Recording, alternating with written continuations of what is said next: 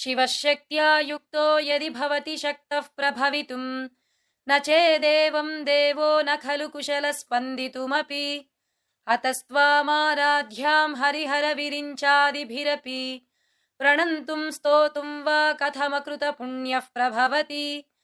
तनीयां सम्पांसुं तव चरणपङ्केरुहभवम् विरिञ्चिः सञ्चिन्वन् विरचयति लोकानविकलम् वहत्येनं शौरिः कथमपि सहस्रेण शिरसाम् हरः संक्षुद्यैनं भजति भसितोद्धूलनविधिम् अविद्यानामन्तस्तिमिरमिहिरद्वीपनगरी जडानां चैतन्यस्तबकमकरन्दश्रुतिझरी दरिद्राणां चिन्तामणिगुणनिका जन्मजलधौ निमग्नानां दंष्ट्रामुररिपुवराहस्य भवति त्वदन्यः पाणिभ्यामभयवरदो दैवतगणः त्वमेका नैवासि प्रकटितवराभीत्यभिनया भयात्रातुं दातुं फलमपि च वाञ्छासमधिकम् शरण्ये लोकानां तव हि चरणावेव निपुणौ हरिस्त्वामाराध्य प्रणतजनसौभाग्यजननीं पुरा नारी भूत्वा पुररिपुमपि क्षोभमनयत् स्मरोऽपि त्वान्नत्वा रतिनयनलेह्येन वपुषा मुनीनामप्यन्तः प्रभवति हि मोहाय महताम् धनुः पौष्पं मौर्वी मधुकरमयी पञ्चविशिखाः वसन्तः सामन्तो मलयमरुदायो धनरथः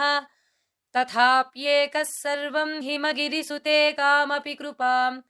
अपाङ्गात्ते लब्ध्वा जगदिदमनङ्गो विजयते क्वणत्काञ्चीदामा करिकलभकुम्भस्तननता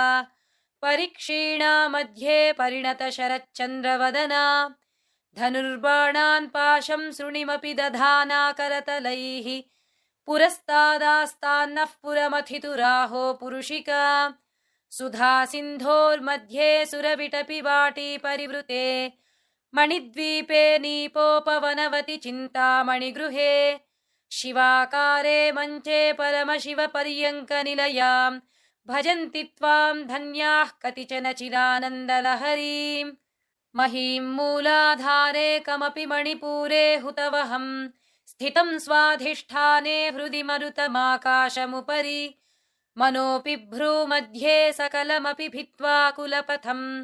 सहस्रारे पद्मे सहरहसि पत्या विहरसे सुधाधारासारैश्चरणयुगलान्तर्विगलितैः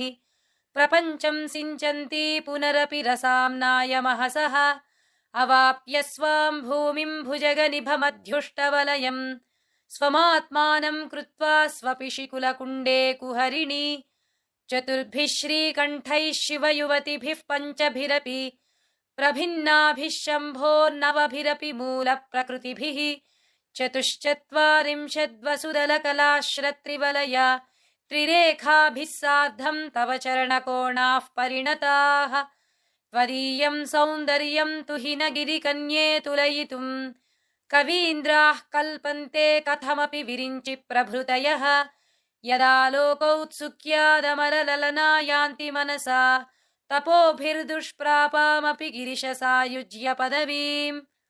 नरं वर्षीयां संनयनविरसं नर्मसुजडं तवापाङ्गालोके पतितमनुधावन्ति शतशः गलद्वेणीबन्धाः कुचकलशविस्रस्तसिचयाः हठात् त्रुट्यत्काञ्च्यो विगलितदुकूला युवतयः क्षितौ षट्पञ्चाशद्विसमधिकपञ्चाशदुदके हुताशे द्वाषष्टिश्चतुरधिकपञ्चाशदनिले दिवि द्विषट्त्रिंशन्मनसि च चतुष्षष्टिरिति ये मयूखास्तेषामप्युपरि तव पादाम्बुजयुगम् शरज्योत्स्ना शुद्धां शशियुतजटाजूटमकुटां वरत्रासत्राणस्फटिकघुटिका पुस्तककरां सकृन्नत्वा नत्वा कथमिव सतां सन्निदधते मधुक्षीरद्राक्षा मधुरिम धुरीणाः फणितयः